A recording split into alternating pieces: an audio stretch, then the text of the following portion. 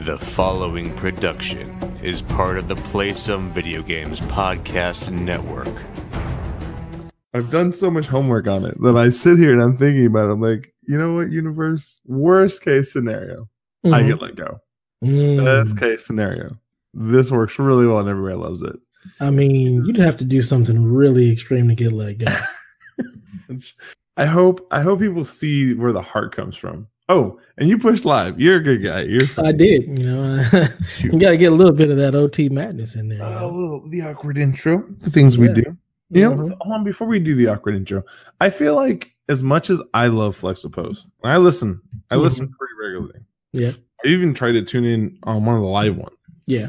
The awkward outro hasn't been awkward enough for me. Yeah, I can see that. You know what I mean? Like, I feel like they're becoming more professional. Yeah, they have like a well-oiled machine. It's not a flaming dump truck anymore. No, and like even after the surgery, yeah, that our homie had, still running smooth, still pretty classy. It's crazy. Like, at one point in time, didn't they have like Kevin host it and Donnie? Yeah, Kevin has hosted it, and Donnie's. It's it's a special place over there. That's what I'm saying.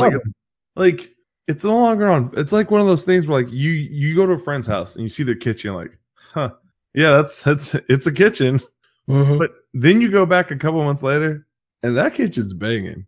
New countertops, cabinets are up, floor looks good. You're like, man, I wish my kitchen like this. That's them. Yeah, definitely. It's like they've gone, from like the 4-star motel to like a 3-star hotel. Like Whew. It's like they've got production value, and it's not music actually sounds good and things are working. Like they actually were able to play games online and it worked. This is craziness. I 100% support what we're saying. All right, now that we've done that, I make the cough noise. we start the show.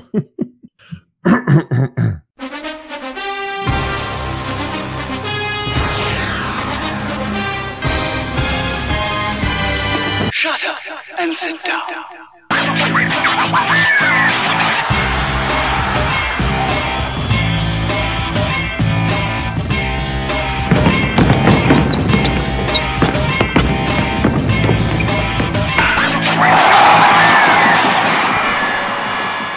Welcome back to PSVG family. We are so happy to be spending Christmas with you. Like right now, it's Christmas. If you're listening to this on Christmas, either one, you're alone and you need a hug. So here, take this real quick. Let me just get the microphone. Okay. Or you're with your family and you're trying to get some solitude. Hey, I'm glad we're here to help. And if those aren't the things that you're doing, I hope you can hit us up on Twitter. But thank you for joining us. And joining me today is the dancer to my dasher, the Thor to my Hulk, the Bill to my Will, Mr. Depp. Hey, Tyus, my dude, how are you doing right now? I'm doing great. It's 9:30. Yep. It's Christmas Eve. You're listening to this on Christmas. I'm with my main man, my Will Purdue. Yep. It's Christmas Eve for me right now. Oh, that's right, huh? That's awesome. Christmas Eve. Time works special. It does the thing.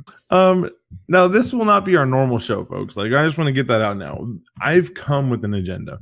And so even though we will be doing some questions and some Christmas stuff at the end, this first part is pretty near and dear to my heart. It's something that has been sitting on my shoulders for a long time. And it is time for me to take the weight off. It is time for me to be free. It is time for me to expel the demons. I have exorcised the demons. That was the thing that I was trying to say, but you did it for me because I didn't do it so good.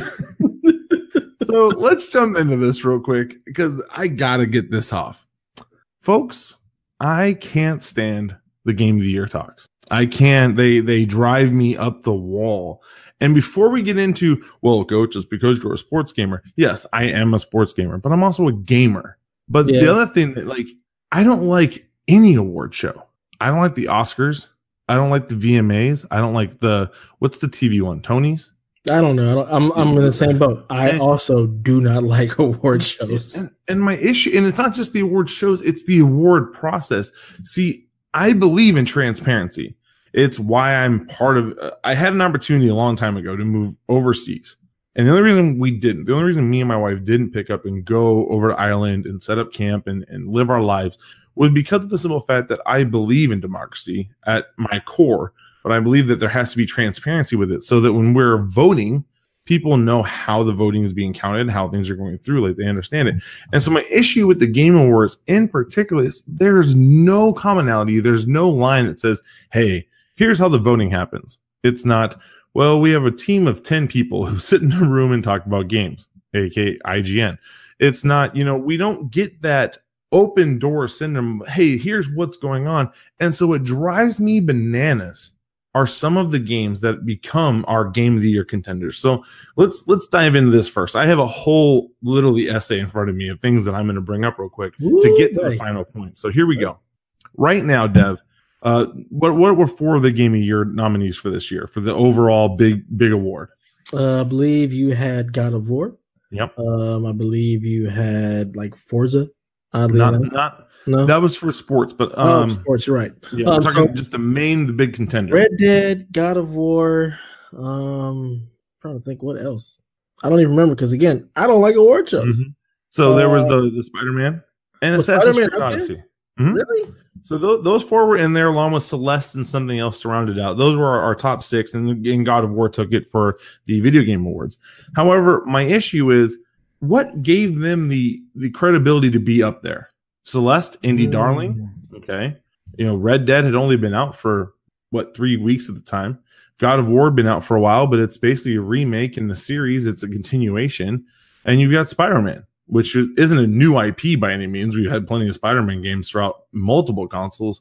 And so I got into this discussion with Luke Lore over the Xbox Drive. Before I go on, guys, the Xbox Drive is amazing. They're phenomenal, wonderful human beings. Luke and Sean are on another level. Their dynamic is wonderful. And I fully believe in my heart that if you are listening to us, it means you actually are a part of our family.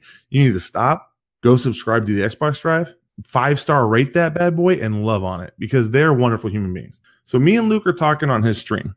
Okay. Actually, we were in a stream with him today talking, having a good time. But we were talking on a stream and we were talking about game of the year. And he said something along the lines of a sports game could never be game of the year because it doesn't change that much. And when he said it, I was about to Mount Vesuvius and just blow. And I was like, no, this is Luke, someone I love and care for. So here's what I did. I went and bought a copy of a game for the Xbox One called The Amazing Spider-Man 2. Came out in 2014 for the Xbox One. I downloaded, put it in, started playing The Amazing Spider-Man 2. And guess what? It's Spider-Man. Yeah. You collect things. You swing on New York. You fight bosses. You have weird, funky camera angles. You have upgrades. Guess what the new Spider-Man game does? Pretty much the same thing, Pretty much the same world game, thing. Collect things, beat things up as Spider-Man. Mm-hmm. Swing around New York. Yeah. So again, if we're saying sports games can't be in the conversation because they're so similar, this game is 4 years later and the only difference is graphically. Then I went over and I was so petty, Dev. Mm-hmm. I bought a PS. Oh, I lost you. No. Oh, you what happened? Did I freeze? Yeah, you froze after you said you went out and bought a PS. It's almost like your internet knew you were talking about PlayStation and was this can't be right.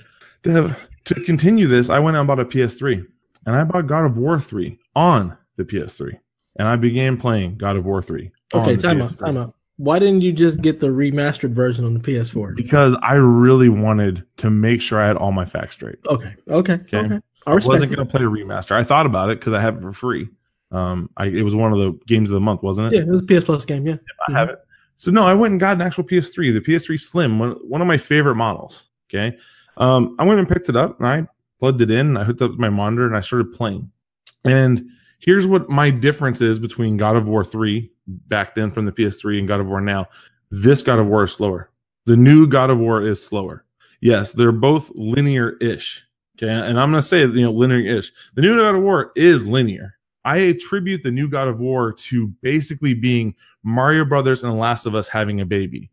They keep telling you, oh, hey, your princess is another castle. No, what do I mean by that? You have to take your wife's ashes to the top of a mountain and spread them. Mm-hmm. Okay, let's go, Mario. Let's find a way up this mountain. Oh, this way is blocked. We have to go another way. Your princess is in another castle. Well, I mean, that's more of the Metroidvania type game where you're doing a lot of the backtracking and you get to somewhere and you're like, oh, I can't get past that. But once I get the new powerful link thing to open the door, then I can go forward. So I'm going to say it's more of a Metroidvania type than But you're picking up what I'm laying down. You are. I pick it up, but I'm going to defend God of War just a little bit, and then because there's no jump button. No, there's not. And then my Last of Us comment is, you have in The Last of Us, you've got this awesome character in Ellie who's following you around, who you're helping each other with. I'm sorry, but your son in God of War does nothing. He is a waste of time, a waste of space, and dude was annoying. I'm sure he does something farther in the game. I couldn't get past the first hour and a half because it was so bad. Okay. Donnie says hello, by the way. Hey, Donnie. So here are two games that we just talked to the top 4 who are very, very similar to games that came out 4, 5, 6 years ago, and yet a sports game can't. Mm-hmm. A sports game is against that rule. So again, that was my thing with Luke. I wanted to explain that. You look at Assassin's Creed, I'm telling you, as someone who played a lot of Assassin's Creed in his life, Origins and Odyssey, not a real big difference. Right. Different setting. It's Honeycrisp and Fiji's, baby. What the heck are Fiji's? You never had a Fiji apple? Oh, I'm thinking about see, I have a problem. I was thinking about cereal. Oh. Look at the Fiji's, man. But no. So we went through the top 4 games of the year, and 3 of them we honestly can say are not super different than the other ones, and yet a sports game can't get love. And so my issue is, and this is where we're getting to. So if you've stuck with me this long, please know that we love you. We care about you. We understand that some people don't like sports games. I get that. But my thing is, we're going to have an awards show, and we're going to talk about the best games of the year. We need to start talking about the data we're using for best. And so my problem is, right now, if you go to VG Chart and look up the top global selling games, FIFA's up to number 2. FIFA 19 is up to number 2 for games sold this year, and it came out the first week of October. Mm-hmm. Number 2. And yet can't even win game of the year in the sports category. Not even, mentioned. Like, this is where my concern comes, because as someone who plays these games, I'm currently working on a small article to go with another article for PSVG's Patreon. And what it is I'm replaying all of the story mode from the journey. I replayed 17. I'm in the middle of 18. I'll probably finish that, and I'll replay 19. And the journey mode is one of those amazing modes that is incredible, that deserves to be shouted out from the rooftops, and yet no acknowledgement because it's a sports game. Yeah, so Donnie wants to throw a little monkey wrench in your planning, saying that music and movies and no other medium is actually defined as best by sales. That is something that really we only look at when we come to, we don't look at the top 10 charts like that for games. They don't really look at that for music. Like, you can have something that did not sell tremendously well still be, looked at for a Grammy. Like, you look at, for example, movies, like all of those little artsy movies and stuff that nobody's ever heard of, they still get nominated even though nobody's seen them, Video games doesn't have that same thing. And I'm not trying to look at the top 10 games. Those are usually games that everybody's talking about, that everybody's playing, that everybody is actually, looking at for nominations for game of the year. Like, the game of the year discussion is happening year round all the time. So you play a new game in February. They're like, is this your game of the year? It's like, dude, it's February. We're already talking about game of the year in February. So I will let Donnie throw his little monkey wrench in and say that, sales does not equal best or most successful in terms of video games, in their awards. Just let him have his time, but continue on. He's the boss. I mean, he pays for all this. But my thing is, shouldn't sales be a part of the discussion? And again, I'm just saying, we're looking at the big picture here. If the game's one of the best selling games of the year, shouldn't it at least be mentioned? Doesn't that seem like common sense? Millions of people are playing this game, and they keep buying it.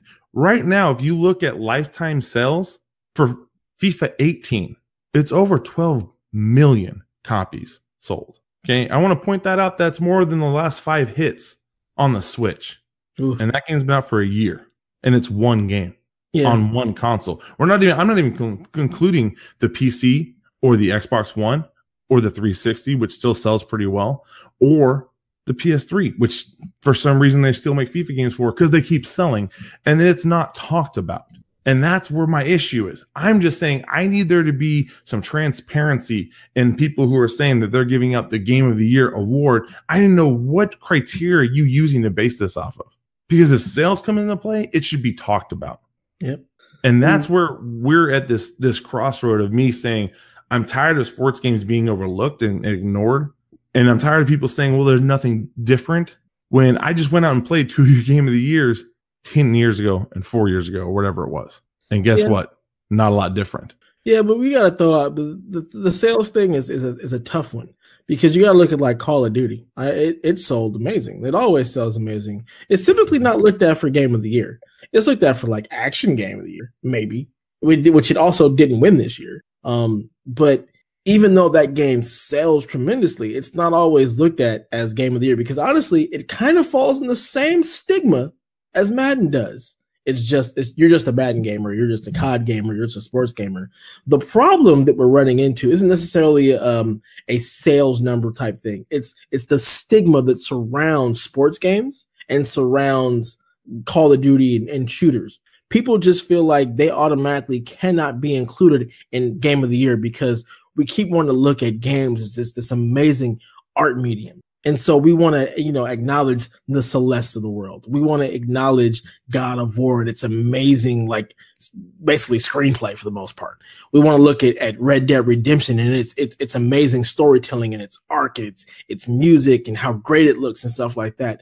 So just by default, Call of Duty and Madden cannot fall into that category because it's just sports or it's just a shooter, and it doesn't iterate enough. Although, all of these open world games are just open world games. They haven't rewritten, they haven't reinvented the wheel. Like, none of these games do that. It's just another setting for the most part in open world. They may have some tweaks and changes from like the last iteration, or bring something a little bit new to the open world space or whatnot. But like you said, Spider-Man is not that different from the Spider-Man that came out 4 years ago. Yes, it's a different developer, and it may have a different story, slightly different take on Spider-Man, maybe a better story, but in essence, it's no different than, Spider-Man. Mm-hmm. You're still Peter Parker. You're still swinging around. You're still beating up bad guys and collecting stuff and trying to stop the same enemies for the most part. Same with God of War. Yeah, it's now in Norse mythology instead of Greek, but you're still Kratos. You're still beating up people. You're still ripping them to shreds. But the idea of the game is still, at the core, it's still Kratos. So it's just iterating on God of War's premise. It's just doing the same thing, giving you a different play space. Which, honestly, Madden, FIFA, they all do the same thing. It's the next year, but there's tweaks and different things made to it. But it's still football, just like God of War is still God of War. Spider-Man is still Spider-Man. But yet, because they're looked at as sports games and it's just football. And the iterations, because people don't play them the way you play them. People don't look at sports the same way that you look at sports to be able to know that cover 4 actually works this year, or that the cover 2 actually covers the zones this year. Like, they don't look at that type of stuff. They don't see it. They don't play them in depth enough or pay attention enough to them in depth to realize that, yes, these games are constantly getting better. They also don't acknowledge the story modes, neither one of them, because they don't care, because it's just a sports game. So the problem that the industry has is the stigma that we put on these games to not allow them to be great. It sucks. They should definitely be, part of the game of the year conversation, especially when you have one that iterates enough on last year's version to be looked at like, oh my God, this is great. Like, I had so many friends who played Madden 18 and hated it. They played Madden 19 like, oh my God, this is the one, but it gets no love. It doesn't get talked about. It doesn't get brought up. I don't understand how Madden didn't even make the sports game of the year conversation. Like, that just makes no sense to me at all. And so, like, when you were talking about music, it got me to this. I will take the FIFA 19 and the NHL 19 and the Madden 19 music over any game that I've played and listened to over maybe the last 3 years. The new Madden 19 track list is banging. Me and Dan literally talk about those songs all the time. We'll hear that song playing somewhere else. I'm like, oh my goodness, that's from Madden. It's so good. And so again, I'll take the music there. I think they do a great job on that music list. And I'm just going to throw that out at my first part. But the other thing is, when you were talking about art, it dawned on me. Madden and FIFA are the graffiti street art that we come to in the US. There are some amazing street artists all over the United States. 2 of my favorites are still in Chicago.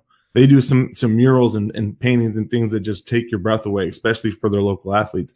But These other games, they're the artists that you go see in the museum. Mm-hmm. And because we're unwilling to look at art in a whole and we want to block it off in these small sections, there's a lot of really good artists out there that are not getting paid attention to. Absolutely. And that's what, when we're talking about games as a medium, I'm saying that this art is being looked at, downloaded, checked on millions of times over, but because it's not in your cute little box, you're going to ignore it. Yep. And that's where I'm running into this hiccup that I just don't get. And I don't know, like I'm probably going to keep hitting my head against the wall and begging people to pay attention to this. And people like Donnie are like, well, money doesn't actually matter. Money sales isn't a good way to look at something. Really? Sales seem pretty important in a business that's built on money. But that's just my take. Touche. Because that means a lot of gamers are out there buying this game. So that's just me. But again, we're in this situation where now we have to look at people who, well, you play mobile games, so you're not really a gamer. Oh, yeah, that one. You just play sports games. You're not really a gamer. And that's where I'm running this problem is there are a lot of gamers out there who are being ignored. And I'm not a big fan of that because we live in a world right now where a lot of people and cultures are being ignored. I'm not a big fan of that either. Yeah. Like I posted this on Twitter. This is gonna be my last thing. I see people who are comparing what these Trump Republican people are doing. Like, oh man, well, they're out there donating for a wall, these monsters, and we can't get anything for Flint. And I got fed up. Instead of comparing, do something, folks. Right. I donate to Flint. I donate to Puerto Rico to help my family who's down there. I'm standing up for sports gamers. We deserve to be acknowledged. We deserve to be a part of the conversation. Because in the top 25 selling games of the year, 1/5 of them are sports games. So, Mic drop. Thank you. So listeners, if you don't like sports games, it's fine. I love you. I'm not telling you to like my games. I'm also telling you, just because I didn't like your games doesn't mean I have a problem with you. I didn't like Spider-Man. That's okay. I didn't like God of War. That's okay. Right now, my favorite game right now that's not a sports game is Borderlands PSVR. So that tells you I like what I like. Ain't nothing wrong with it. Nothing wrong with you liking it. I'm just saying I'm tired of the group that I associate the most with getting ignored. Doesn't feel right. All right. Dave, you got anything else? Tweet at us at PSVG and let us know what your favorite sports game is of all time. I like it. I like it. All right, now let's move in. This is the Christmas episode. We just brought in some non-Christmassy conversations, although Game of the Year and Christmas kind of go ahead and end. It's the end of the year, right? Yeah. Maybe that works for me. So here we go. Our questions for today, all brought to us by one listener. Oh, but wait. Uh-oh. I got the curveball. Oh, curveball time. Oh, shoot. So this curveball actually comes by way of my boy, JV the Monster. He wants to know, and this is specifically for you, fat guys, do you lift weights while losing weight or no? So for me, I'm a little bit different breed than most people. Again, I played professional football. No, I didn't get as far as the NFL, but I made money playing football. And my playing weight was about 395 pounds, which was closer. That's what we said. It was close to like 425. Right? But remember, as a nose, I have to go against a center guard, and that's 600 pounds. Like I have to be able to not let them move me backwards. And so when I got done, I was used to eating about 10,000 calories a day, like 9,000 some change. But it took me a long time to get off of that. Does that make sense? It took me, I want to say 5 years to be able to go, I don't need 9,000 calories a day. I don't need this. I don't need this. But for me, I lift to maintain the muscle. So as long as I can bench press over my body weight, which right now I'm about 325 pounds, as long as I'm bench pressing 350, I'm a happy guy. Now I am on my quest for 400 again, like I was when I was in college. I hit 380 the other day twice. So I'm probably about 2 months of training away from 400 again. And with my squat, as long as I can hit that 500, 600 pound squat, I'm a happy camper. I'm not going for 800 again. It's just too much work on my body, but I lift to maintain the muscle. If I ever get to a point where I can't bench my body weight, there's a problem. Like I need to be able to move that. If I ever get to a point where I can't squat about 1.5 times my body weight, there's a problem. And so I really focus on that. Now, as a large guy, yeah, I could probably do more cardio and lose weight, but at the same time, I'm really comfortable with my skin. And I feel like I've never been one of those people who like is worried about how I look to other people. As long as I'm happy, I'm happy. Right. So that's what I would say. All right, so it really depends on like what you're going for. Like if you're trying to lose weight, I mean, you want to maintain, your muscle and your strength, and you got to lift. If you're just, not worried about keeping the strength and just trying to shed pounds, then maybe don't lift so much. Maybe lift light. Just go for reps. You would want lighter weight, higher reps, right, and less break in the middle. So, for example, today I got done watching the Bears game. I had a friend over. I had a couple things I had to do, and then I had to finish my lift. So I go into the garage. I put on my bench. I go through, and I hit 315 5 times, but then I get a 3-minute break.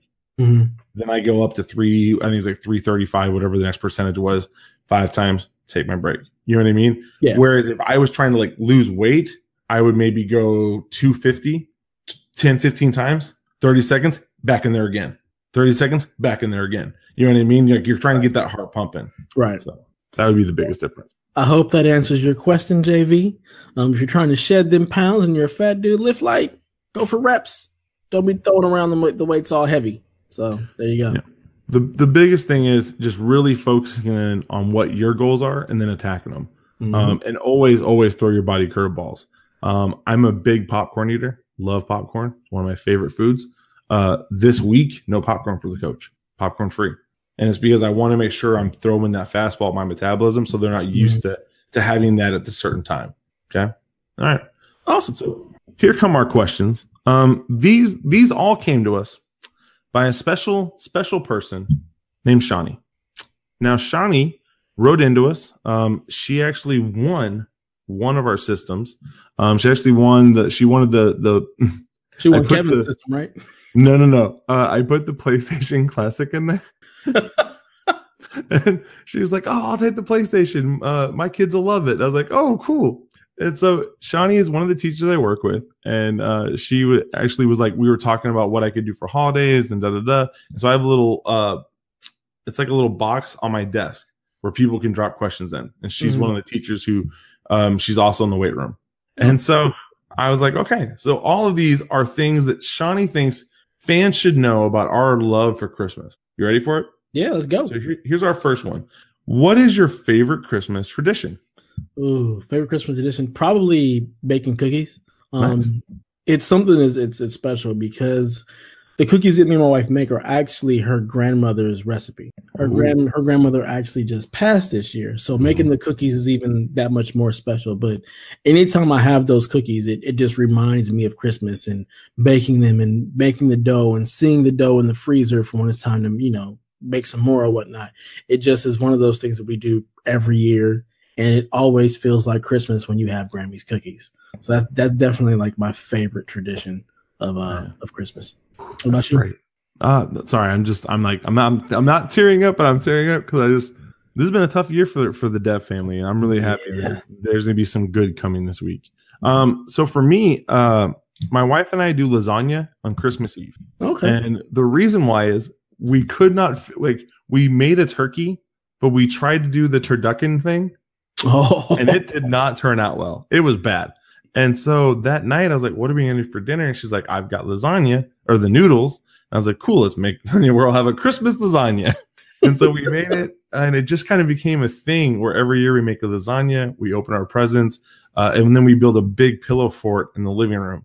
And we just sit and watch movies until we fall asleep that night. That's awesome. And so that's become a huge Christmas tradition. My friend Nate, he will be coming over tomorrow and spending the whole day with us. I haven't talked a lot about Nate, but I'll ask him if I'm allowed to. Maybe next OT I'll share some Nate facts. Sounds cool. But he's gonna spend the whole day with us, and we're really jacked. And so he's excited for the lasagna, and he decided. I told him he had to make a separate pillow fort for himself. I'm like, you're not invited in the one with me and my wife. Like, that's just not happening. But he laughed, and I'm really jacked to have him over and share the traditions with somebody else. That's awesome. We're kid free. So someday we'll have to share them with children. But for now, kid free since '93, working for me. All right. Our next one, your favorite Christmas movie. Ooh, Die Hard. You hear me? Yep. I'm saying it loud and proud. Die Hard is a Christmas movie, and it's my favorite Christmas movie. That's right, Nate. I said it. Die Hard. All right. I posted on I can't remember if it was on the PSVG one or the normal one, but I posted some similarities between Die Hard and the Bible. Our man flew in. He was a tired traveler. Mary and Joseph on their way to have Jesus. Tired travelers. Didn't know where they were gonna stay. Guess what? Mr. McLean didn't know where he was gonna stay. Both have pregnant women in them. Yes, there was a pregnant woman in Die Hard. Just throw that out there. Yeah. Okay, so but for real, that's not actually my favorite movie. I just wanted to throw that out there for all the haters. I think my favorite Christmas movie is actually probably the Charlie Brown Christmas special, to be perfectly honest. That is just something that always is like near and dear, and it reminds me of Christmas. It's something that I've seen from my childhood. So even though it's not really a movie, it's like a 30-minute special, it's my favorite. And I'm calling it a movie because it's on a disc that I have and I can pop in. So the Charlie Brown Christmas special. It's great. Nice. Now, I'm actually not going to tell mine, but it's because it goes with the next question. So I'm going to combo them on the next one. That way I don't have to tell the same story twice. So your next one is your favorite Christmas memory. Why don't you go first since you're going to tie things in?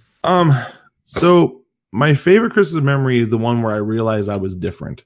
Mm-hmm. And how this ties in is I was working, I believe I was working at GameStop, a movie theater, and a gas station. While I was in college, my wife, me and Lacey had just gotten married, and I was trying to make sure that I had money to buy her all the presents she could ever want. Like, it was our first Christmas together. I wanted to be a really good husband, and good husbands provided for their wives. And so I was really working myself into the ground, like just doing everything I possibly could for money. And I remember I bought her all of the seasons of Friends. She'd never watched Friends before, but because I was working so much, I wanted her to have something to do over the break. Plus, I was in sports and playing, football and basketball and track, so I wasn't home, and I wanted to have something to do while I was gone. And so I'm sitting there and I'm buying these, and I'm like not really paying attention to the line. And I'm like, man, I'm miserable. I'm just really unhappy. And I couldn't figure out what the problem was. Mm-hmm. And so I bought them. I drove home. About 30-minute drive. Lacey's already asleep. It's late. I sit down in front of a Christmas tree, and the Christmas tree is the only lights that are on. And I turn on TV, and I'm eating whatever my dinner was, and the Grinch movie on. There was the one with Jim Carrey. Okay. And I watch it, and I'm still have this feeling where I'm like, I'm not okay. Like, there's something wrong. So I go grab the DVD of it, and I watch it again. And literally, it's like 5 a.m, and I'm sitting there. I'm like, I'm not okay. What is wrong with me? And Lacey wakes up. She comes out and goes, oh, I love this movie. I'm so glad you're home. So she sits next to me and puts her head on my shoulder, and we watch this movie together. And at this point in time, I think I've watched it 3 times. Maybe it was only twice, but I watched it another time with her. And I realized the problem was I was so focused on money. I wasn't focused on the marriage. I wasn't focused on actually being around my wife, and the priorities changed and the priorities shifted. So my favorite Christmas movie is The Grinch. No longer with Jim Carrey, though. The new one, Pharrell dominated that voiceover. Best narrator ever. Best. I haven't seen it yet. Oh, he does such a great job. So the Grinch movie. But my favorite memory is realizing I'm a little bit different, and I really have to make sure that instead of focusing on monetary gains, I focus on relational gains, and that's part of why the OT is what it is. Yeah. Wow. All right. That's an awesome memory. Cheers, Bob. I'm trying to think what I'm sitting here racking my brain trying to figure out what my favorite Christmas memory is, and I'm having a really, really hard time. And I don't know if that's just because, the older I've gotten, the more I've forgotten, like dealing with the kids and everything. Like, I'm so focused on now, instead of like really ever being able to reminisce and think back. And I kind of feel like that my favorite Christmas memory might be my daughter's like 3rd or 4th Christmas, when she really kind of understood what Christmas was and how to open gifts and like really getting the season. And she's also been, all in church like her entire life. So she understands the relationship between Christmas and Christ. So just her understanding and knowing that Jesus is the reason for the season, if you believe that, which we do in my house. And then just being super excited about Christmas, and not even so much for stuff for herself, but always wanting to make sure that she gets gifts for, mom and grandma, and like constantly asking, like, what are we going to get for this person or that person? And just the excitement that comes from her on Christmas morning, being able to come downstairs and see the gifts and open them up. And here's your gift, Daddy. Here's your gift, Daddy. Here's your gift, Mommy. Here's your gift, Hudson. Like, just her love for the season and the giving in her heart, just is probably my favorite, memory of Christmas. Just remembering when she finally was able to put all the pieces together to understand what Christmas is. So yeah, that's good stuff. Next one, favorite Christmas song. I'm trying to think, what do I listen to? And that it changes, every year there may be one song that pops out or stands out than something else. Like right now, I've been really big into Pentatonics and their Christmas album, and they have oh God, what is it called? It's called like White Winter Hymnal. It's a really, really cool song that's kind of like been my favorite, Christmas song like the past 2 years. And it just changes for me. Like for a long time, like my favorite Christmas song was Let It Snow by Boyz II Men. Like that was that was Christmas right there. So it changes so often. I can say for, without a doubt, my favorite Christmas album also happens to be my favorite Christmas movie. Like the Charlie Brown Christmas album, that is my favorite album to put on for Christmas.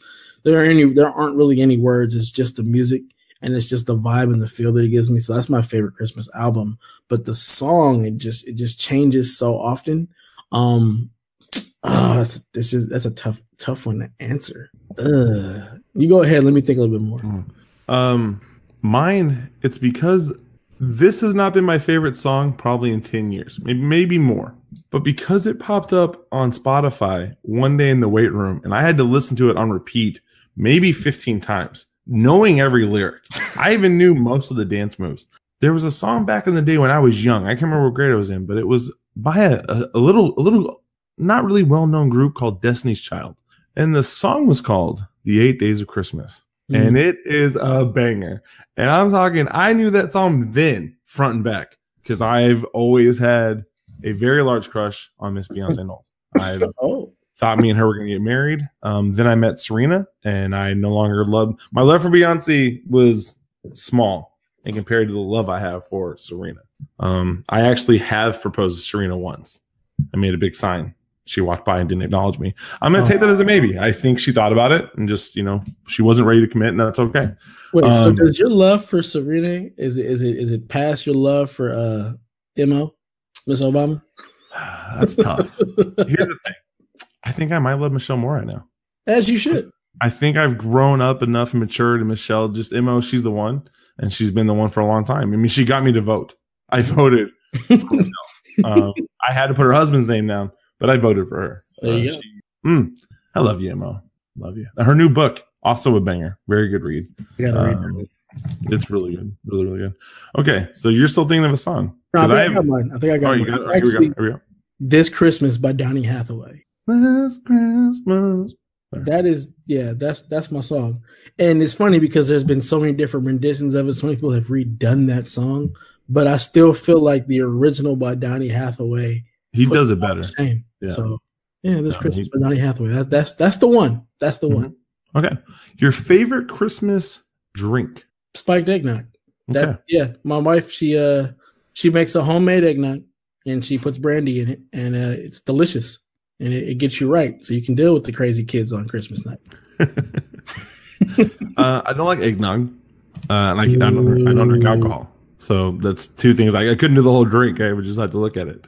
I had to stare it in the cup. But for me, I would do. I don't remember who makes it. It used to come in a Keurig, but it was a caramel hot chocolate. What we would do is we would make two of them in a cup. Then we would pour it into some milk on the stove and stir it. And it would be just perfect. Like just perfect. Because I don't like hot chocolate because it's normally too sweet. But when we added it and made like the 2-cup Keurig into it, oh, perfect. But I don't remember if it was like a Starbucks blend or if it was like a Dunkin' Donuts or who made it. I don't remember that part. But that'd probably be my favorite drink. Sounds delicious. It's really, really good. And our last one from Miss Shani. Your favorite gift you bought for someone else this year? Oh man. Okay, so as we've discussed at length, my wife has lost the two most important women in her lives this year. She lost her grandmother and she lost her mother. So my favorite gift that I got for someone this year happens to be a gift that I got for her. There's a picture from, I think it's her grandmother's 75th birthday. And it actually happens to have, it's a picture of her, her mother, her grandmother, and Hunter all in one picture. So you've got like the entire lineage. They've got, it's just a really, really, really beautiful picture. And it's one that I know that she like kind of holds near and dear because it's one of the few times when all of them have been in the same place.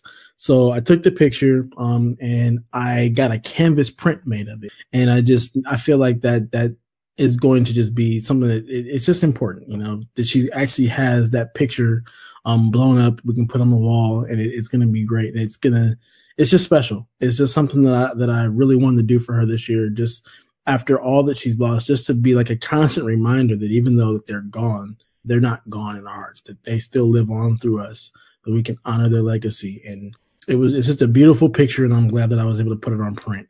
I'm really worried that for some reason it's not actually going to get here by Christmas. I ordered it like 2 weeks ago. And for some reason, the shipping, I just looked at it today. I'm like, where is this? I figured it would have been here by now because it said 2-day shipping guaranteed by Christmas. And it's not here yet. So I'm going to be probably yelling at customer service tomorrow, like, what is going on? Unless it actually shows up. Because UPS, you know, they never update their site and their tracking. It takes forever to get a real update and see where it's at. Because right now it shows that it's still in Florida. I'm like, what the heck? It was in Florida 5 days ago. Like, what are y'all doing? But yeah, that's the gift that I'm the most proud of to be giving this year. I hope it shows up. I hope it's there on time. Me If too. it's not, I hope you give such an amazing hug that she forgets it. Well, I almost don't. I don't want to tell her what it is. I'm going to be like, look, I can't even spoil this for you because I'm so excited about the gift that it's not here, and I apologize. And I gave them an earful, but when it gets here, you'll understand. So this has been a really tough season for me and Lace, as in just the transitions. Mm-hmm. And I'm not real good at buying gifts. Like I don't have that ability. And it's not because like I know most people just go buy a gift. Like, no, it's the thought that goes into these things. And so normally like I just kind of list everything she wants and I buy that, or things she needs and I buy that. This year I got her once. She's been staring at this Disney diamond necklace every time we go to the park, but it's like $500. I bought it. It's under the tree. She kept looking at these this makeup thing that was like $300 total over at Sephora. I didn't buy that, but I got her half of it. Nice. And the reason I didn't buy her that was because, and I wanted to show you this, I've been hiding this because it's supposed to go in the stocking, but she keeps checking the stocking. So I've literally hidden in 3 different places. This, where's the camera at? Other way. There we go. Okay. This is her birthstone, and I got it at Zales, and it's got all the cool stones and the diamonds and everything. And I've been working on finding a way to get this in that stocking so she won't check and notice it. And it has been so freaking hard. And so right now I hide it in our dog's bed, like right underneath of it. My dog just lays there, is like, I got you, Papa Bear. I'm like, I know you do. We're best friends. That's so funny that she keeps checking the stocking. That is hilarious. Because she knows there's something else. Like we have a limit. Okay. And this year I went over it and I even asked that, hey, I'm going to be dipping into my savings account to go over the limit because I want to really let you know I love you. And so this has been the hardest thing to keep hidden because it's supposed to go in the stocking, like the stocking stuffer. Right. Like, just a little something to add to let you know I love you, how much I appreciate you. And so I'm like really proud of this one. I'm not really proud of the Disney one. Like she told me she wanted it. I've seen her stare at it 100 times at Disney. That's not hard. The Sephora one, I've seen that. No, this is something that I picked out myself. It's her birthstone. I'm really jacked to hand it to her, and to see her face get all light up and googly, I'm just jacked. So. See, if it were me, and I know she keeps checking the stocking, I would never put it in the stocking. It would be somewhere else. Like I'd just like pull it randomly out of something. Like after we're done opening gifts, I would like put it in like the fridge or something, and she just goes into the fridge like, but wait, there's more, and she opens the fridge. The best part about this is our youngest pup tried to like move the bed to get to it, and my older dog like nipped at him. I was like, no, This is supposed to be here. And I'm like, this is how I know that she and I, like, we're kindred spirits. Like, we know. She knows it's supposed to be hidden. So she got my back. So with that, we've now finished our Christmas OT. So before we move on, I just want to wish you guys a happy holiday, Merry Christmas. Do your Kwanzaa, make the Hanukkah thing happen. Whatever it is you celebrate it, and know that we love you, family. We appreciate you. Dev, anything else for the family?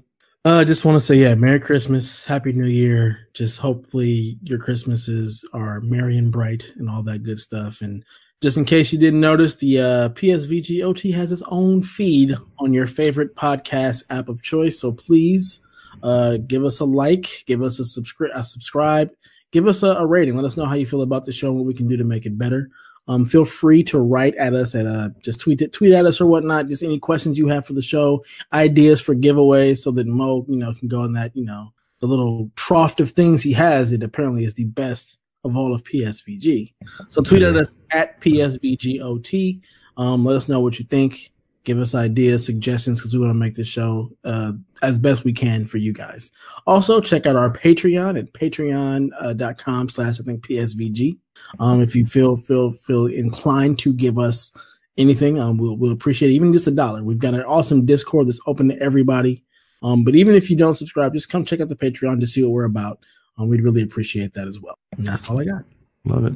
Now, before we sign off, we still talk about what is our personal game of the year 2018. This will be our second to last time talking about it. Yeah. So, Dev, still Destiny 2? Yeah, it is. I mean, I'm still playing it. Like, as soon as we're done here, I'm going to go play some more. They've done just an amazing job turning around the game and adding a lot of stuff. Like, there's just so many things to do and chase. And that's the kind of game that I like. I like something where I can just keep playing. So there's a lot of stuff that I haven't been able to do. And just also a lot of stuff that's happened to me this year. Like, I was behind, but now I'm like kind of ahead in my forefront in the clan as far as like my power level is concerned, but there's still just a ton of stuff to do. And they keep adding little bits of story into the game every single week, so that they're still unraveling what's happening. Like, the story hasn't ended. Like, we just got a crazy cutscene that really throws a monkey wrench into the whole story, and also kind of like links back to the original Destiny and what people were expecting the story to be. There's a cutscene that they had released pre-Destiny 1 coming out that dealt with a certain character, and that cutscene was never in the original D1. However, this cutscene that we just got this week could very easily be going in that direction and would be just like an amazing, like, just mind-blowing moment. So I'm just loving what they're doing with the game. The fact that we keep getting more story, and it's December and the game came out in September. Like, this is awesome. So I'm very excited what they've done. Love it. For me, it's still NBA 2K The Prelude. That game, I've now played through it 3 times. Wow. I just love it. It's so freaking good, and it's such a great story. It's made me go back and watch other basketball movies to really go, is this the greatest basketball story of all time? And I stick with yes. What basketball movies have you been watching? Because I'm curious. Blue Chips. Loving basketball. Blue Chips is a banger. That was a great movie back in the day. I watched. I don't like Hoosier, so I wouldn't watch that one. But I watched Hoop Dreams again. Mm-hmm. Hoop Dreams is very, very good. From my side of town over in Chicago. And there was one more that I did that I watched, and it was more in jest. It was like a funny one. Not Space Jam? No, I Space Jam I always watch, but no, it's the Marlon Twins, the Sixth Man. Yes, thank you. I couldn't remember the name.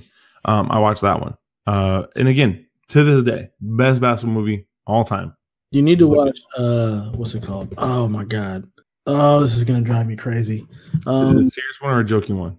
It's more serious. It's joking. Like Eddie was a really funny. That was a good one. Not Eddie. It was more of a serious one. Oh my god, this is gonna drive me above the rim. You got that's on my list of ones to watch. But right now, best basketball story. I'm still looking at NBA 2K Prelude. Love it. So with that, we are wrapping up. It is the end of the OT, the Christmas episode. We hope you enjoyed listening. Our Patreon producer is not Pepperjack Cheese. Pepperjack chose not to re-up, and we were like, hey, we understand, Pepperjack. Keep that dollar. You have more important things to do. You have, a family to take care of in the holidays. Our new Patreon producer is actually Diva from Overwatch. Diva, we want to say thank you for being just such a stud tank character, and we really appreciate you dedicating to the cause. Now, with that, my article will be coming out this week. So I have 2 people who picked around Christmas. I will be reaching out to you on Twitter, sending you direct messages. You will be picking something out of the grab bag. I'm not going to pick one of you. I'm going to pick both of you. Okay. But what I want, please send me a picture of you guys with this stuff. All right. The last 2 things we gave away, no one sent me a picture. I need the picture so I can put it up on the PSVG OT so people will start following us, because we're only like 40 people. Now, family, do I love you? Yes, I do. But if I get like 45, that's a happy coach. Yeah, buddy. Me and Dev, we love you guys. Great holiday. Be safe. And with that, it's game over.